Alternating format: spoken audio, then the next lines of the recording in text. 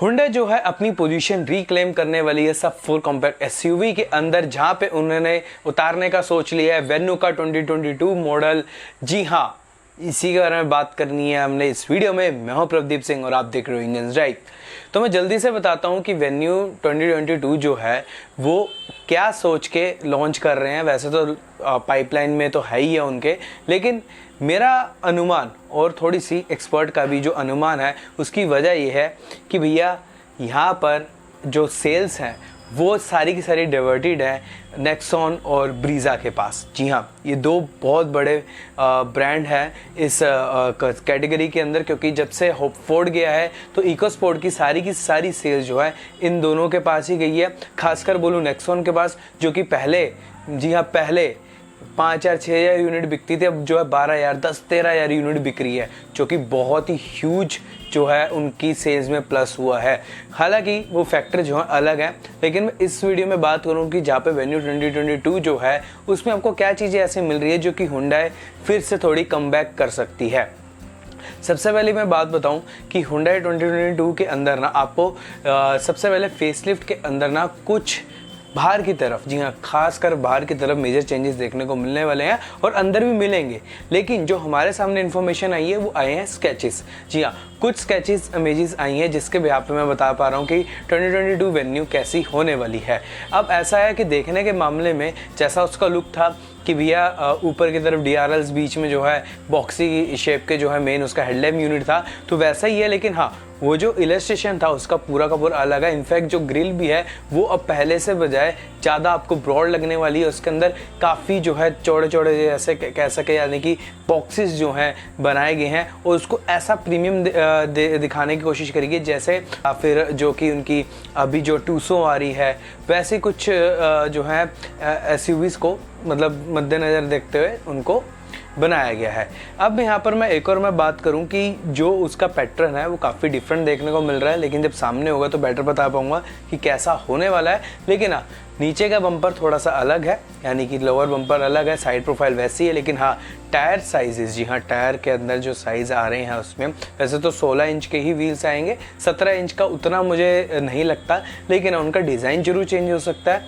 और दूसरी बात, जो रियर का लुक है वो कम्प्लीटली चेंज है, जहाँ पे आपको मतलब कम्प्लीटली नहीं बोल सकता, लेकिन एक कम्प्लीटली नया फ्रेश लुक उसमें आ रहा है, जहाँ पे आपको कनेक्टेड टेल लैम्प देखने को मिलने वाली है। जी हाँ, ये कनेक्टेड टेल लैम्प है जो कि बहुत ही खूबसूरत है। आपको याद होगा कि हुंडई की जो कि टाइगून है, सॉरी फॉक्सवैगन की टाइगून है, वो जो है वैसे ही कॉन्सेप्ट यूज़ कर रही है, तो यहाँ पर भी वैसे ही कुछ यूज़ करने की सोचा गया। लेकिन सोनेट, जी हाँ, आपको याद होगा किया कि सोनेट वो एक्चुअल कनेक्टेड उसमें फेक जो है रिफ्लेक्टर टाइप जरूर दिए गए हैं, लेकिन वो कनेक्टेड लाइट्स नहीं है। अब इसी का फ़ायदा जो है हुंडई उठा सकती है कि उन्होंने नहीं दिया, अब जो है वेन्यू में ये चीज़ देंगे।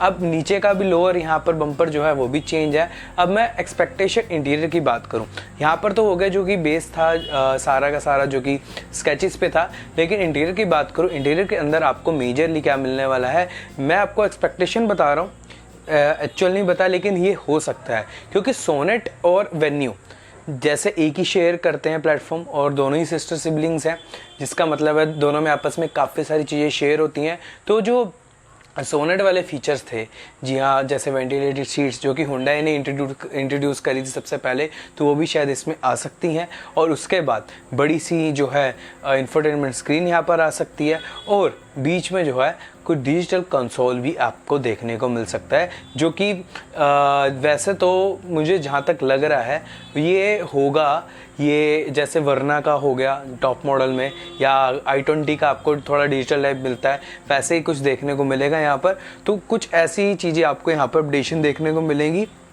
और साथ में मैं यहाँ पे कुछ कंफर्म नहीं बोल रहा, लेकिन 360 डिग्री कैमरा शायद से यहाँ पे इंट्रोड्यूस कर सकते हैं। सोनेट और वेन्यू के अंदर जो डिफरेंस था फीचर का, वो कहीं ना कहीं थोड़ा सा कम हो जाएगा, जिसका मतलब है जिसको बेटर फीचर चाहिए इसके अंदर, जो सोनेट में जा रहे थे सिर्फ इसलिए नहीं जा रहे थे क्योंकि किया का जो प्रेजेंस है वो उतना ज़्यादा नहीं है बजाय हुंडई के, तो अब जो हुंडई को लोग प्रेफर कर सकते हैं इसीलिए। लेकिन अब ये फीचर देने के बाद जहाँ पे नेक्सॉन में भी ये सेम फीचर आ रहा है, जी हाँ वेंटिलेटेड सीट का फीचर आ रहा है, लेकिन नेक्सॉन में फीचर जरूर कम है, लेकिन उनका मेन जो टारगेट ऑडियंस है यानी कि टारगेट कस्टमर है वो है सेफ्टी के लिए। जी हाँ, सेफ्टी के लिए वो जाने जाते हैं कि भैया 5 स्टार रेटिंग्स है, ऐसा वैसा। वैसे इसमें भी कुछ कम नहीं है, 4 स्टार तो है कम से कम, लेकिन वैसे इसमें तो कुछ ऐसा नहीं है कि ये भी सेफ्टी वाइज कम हो। लेकिन मेनली क्या होता है कि ये जो गाड़ियां हैं इसलिए नहीं बिक रही थी, उसका रीज़न है इंटरनल स्पेस। जी हाँ, अंदर की स्पेस थोड़ी सी कम है। अब भी आगे की तरफ जो पैसेंजर बैठेगा उनको थोड़ी कम स्पेस मिलेगी, पीछे की तरफ पैसेंजर बैठेगा उनको भी कम स्पेस मिल रही है। इनफैक्ट बूट साइज़, जी हाँ, बूट स्पेस भी कम है। अब वैसे तो सोनेट के अंदर 400 लीटर का बूट स्पेस जरूर दिया गया है, लेकिन सोनेट के अंदर 400 लीटर से ऊपर का वैसे, लेकिन सोनेट के अंदर जो स्पेस है अंदर का वो कम है वेन्यू से। अब वेन्यू का जो स्पेस है वो अंदर के थोड़ा सा बेटर है सोनेट से, तो यहाँ पर लोग जो फीचर के चक्कर में सोनेट पे जा रहे थे वो क्या पता इनके पास वापस आ जाए और आपको यहाँ पर बेटर जो है, जी हाँ, बेटर पैकेज भी देखने को मिल सकता है। अब प्राइसिंग की बात कर लूँ तो प्राइसिंग जो है थोड़ा सा बढ़ जाएगा, लेकिन इंजन ऑप्शंस पहले बताता हूँ फिर आपको बताता हूँ उनका भी प्राइसिंग कैसे हो सकता है, क्योंकि यहाँ पर आपको 2 पेट्रोल इंजन और एक डीजल इंजनों का ऑप्शन मिलने वाला है। 2 पेट्रोल ऑप्शन तो आपको मालूम ही है, एक तो 1.2 लीटर का नेचुरली एस्पिरेटेड इंजन, दूसरा जो है 1.0 लीटर का टर्बोचार्ज इंजन, जिसकी कोई फिगर्स चेंज नहीं होंगी। जी हाँ, कोई भी नया पावर ट्रेन इंट्रोड्यूस नहीं करने वाली हुंडई अभी यहाँ पर, लेकिन हाँ 1.5 लीटर का डीजल इंजन भी है। लेकिन इन सभी में आपको ऑटोमेटिक का ऑप्शन, IMT का ऑप्शन और मैनुअल का भी ऑप्शन तो ऑलरेडी मिल जाएगा, जो पहले वाला ही कंटिन्यू होगा आगे।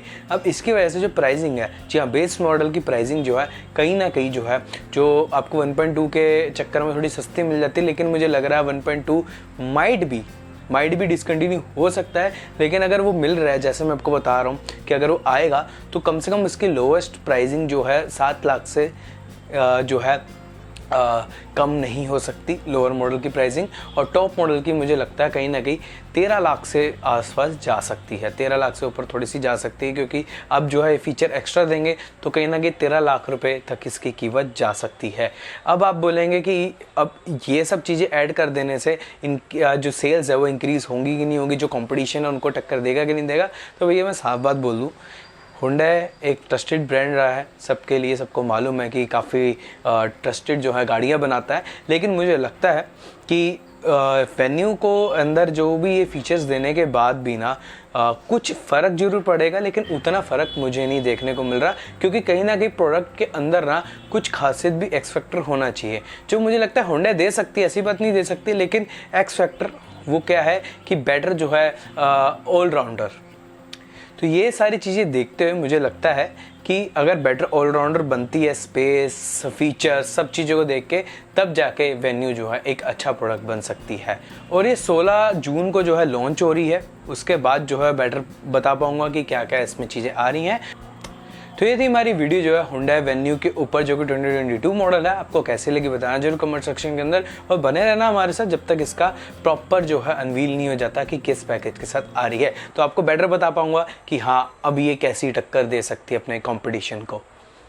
Thank you for watching engines drive.